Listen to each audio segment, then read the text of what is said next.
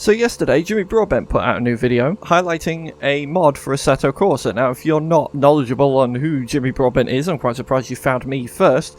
But Jimmy Broadbent is one of the most well-known and well-loved sim racing YouTubers. He's known for doing his YouTube laps around the Nürburgring Nordschleife. I myself quite enjoy doing that also, not quite to the level he's done it, and I'm nowhere near as good. But after seeing his mod sort of review video yesterday of the mod that adds Rally 1 WRC cars to Assetto Corsa, I decided to go and give it a go because they looked hella fun. And yeah, they are hella fun. It's the most fun I've had sim racing, in fact, in however long I've been doing this now, as I am definitely more a hobbyist. I will say that now. I'll probably have some footage going on in the background of me sort of having a bit of a mess around in this, and you'll see I'm not a professional racing driver by any standards. I am definitely a hobbyist. I just enjoy making car go fast round circuit. But I have driven a lot of the Nordschleife. It's the track, it's my go-to track, right? Everybody's got their go-to track where they just go and they just blast laps around it to chill out. The tourist fatten of the Nordschleife, that is it for me. The bridge to gantry layout with the straight blocked off.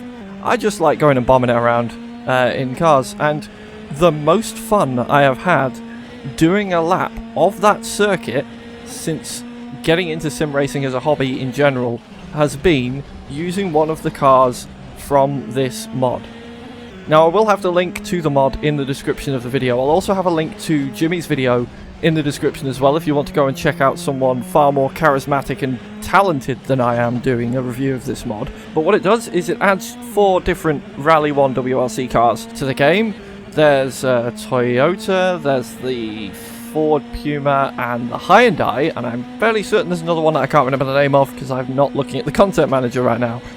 They are rally cars, so they are in their rally spec. They're very, very quick to get going, great traction even on tarmac surfaces, but they are sort of limited a little bit by their top speed. Regardless of that, I put together what is probably one of my most put together laps of the Nordschleife I have done so far to date, and had an absolute blast doing it. And I will very shortly show you that lap in its entirety, not from the onboard because I wasn't recording it at the time, but after I finished I was like, man, that was really fun. I should have recorded that. So we'll start the lap off now, as I'm just coming out of the pit lane onto, what is it, the pit lane? What do you call it? I don't know, I've never been to the Nordschleife, I don't know what they call it. I call it a pit lane, but it's not quite a lane, is it? It's like the car park. But I'm already bouncing off the limiter as we head down towards the opening section of the track. And normally, when I'm driving a car for the first time, this is like a little set of corners I struggle at quite a lot. And in this thing, it just felt really natural, like really, really fun. Like, it just about slides as you're going through. Like, in Jimmy's video, he was using the handbrake a bit to sort of kick the back end out and slide it everywhere, which did look fun. I, like a genius, forgot to bind my handbrake before I went and did this, so I couldn't do that. So any slides I'm having through this lap, it's just natural from the car, where the rear end is stepping out. It doesn't happen too often, but when it does, it feels very controllable. Like, the downforce, just the sheer grip this thing has is mental. And then when you're finished having your fun and going sideways, you put your foot down and it just goes. Like, these things I think with the hybrid system produce around about 350 something brake horsepower. I'm not too well versed. Well, no, that's a lie. That's probably without the hybrid system, actually, 350. But I digress. I'm not super well versed on rally. I don't cover much in the way of rally content. I don't watch much in the way of rally content. I think the closest you'll have seen was the EA Sports WRC stuff last year when that came out, and that to me was pretty much my first foray into rallying in general. But as we head down now, you'll hear I'm bouncing off the limiter. I did lengthen the gears as much as you absolutely can in this car, but get used to hearing that noise because its top speed is 124 miles an hour. Limited by the gearing we've got in. But then you get to a corner, the brakes are really, really good. You slow down very, very quickly, and then you get your foot on the power, and you're basically back to that 124 miles an hour in the blink of an eye. Going down towards the foxhole, this was fun.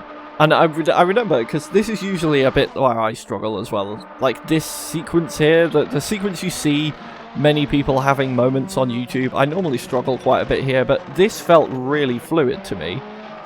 And a lot of this lap is going to be me bragging about the fact that I put together a really smooth lap, personally, for me. Obviously, there's going to be people that can do it better. There's going to be people that can do it quicker. I'm not... Like I say, I'm no, like, Max Verstappen when it comes to sim racing, but it felt good.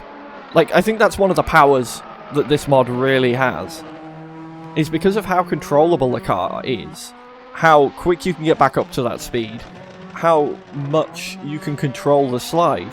It makes you feel like a good driver.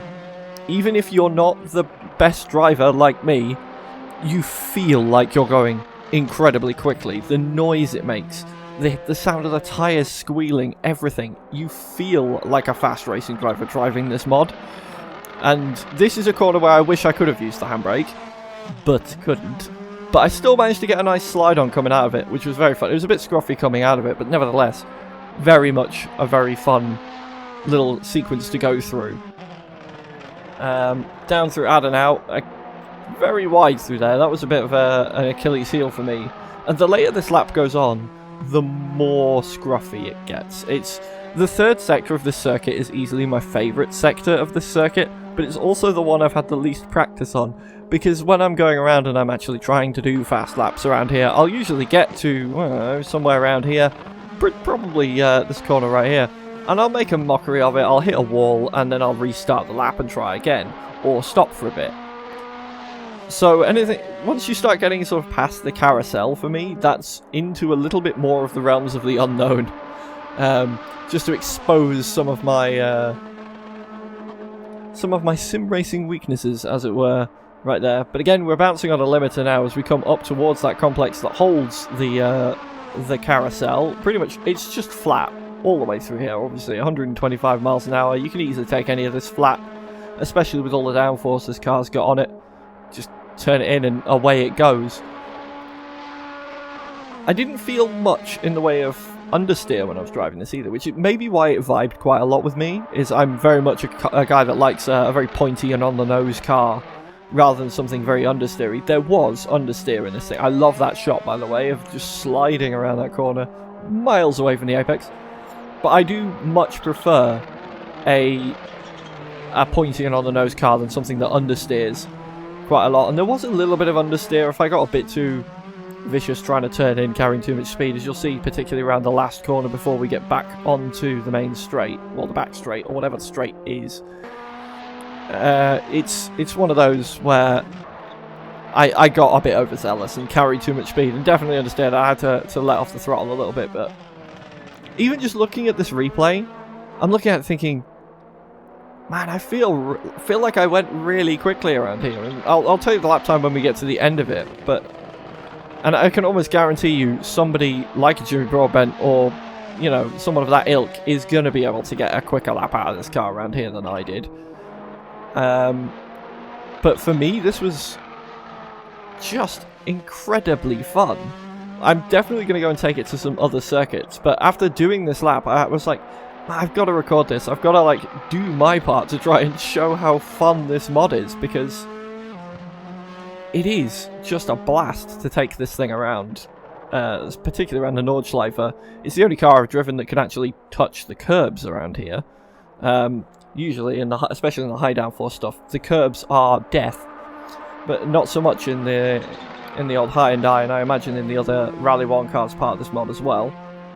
But we're coming towards the end of the lap, and this is it gets a bit messy. Just avert your eyes if you're a fan of, you know, Thai racing lines and stuff, because I'm just having too much fun to care at this point in the lap. I'm flying through this final sector, foot firmly planted to the floor, just throwing it into corners. There's no other word for it. I am just, there's a corner there, just crank the wheel on and away it goes.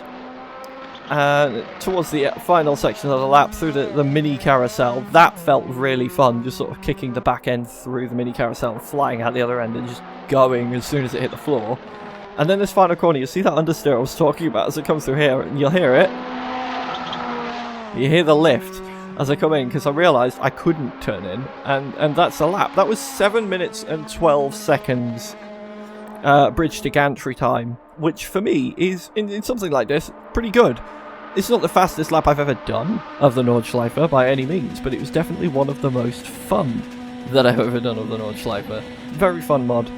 Definitely worth going and checking out, because these cars, they sound the part, they look the part, and they go like hell. I imagine on a track with not so many straights as well, these things will be absolutely mega fun, where you can just kick the back end around every corner and just have a stupid amount of fun with a car that's got ridiculous amounts of pushing power out of it. But yeah, let me know in the comments what you thought of this. Go check out Jimmy's video, go check out the mod if you've got Assetto Corsa as well, and let me know what you think, because yeah, it's one of the better mods out there. If you have any other mod suggestions as well, I'm very much open to trying some out if people have enjoyed this sort of more like mod review style video. So if you've got any ideas for mods, drop them in the comments down below, and I will see about maybe doing some more of these. But as always, I have been Paul Citrix Buckley, and remember, drive safe.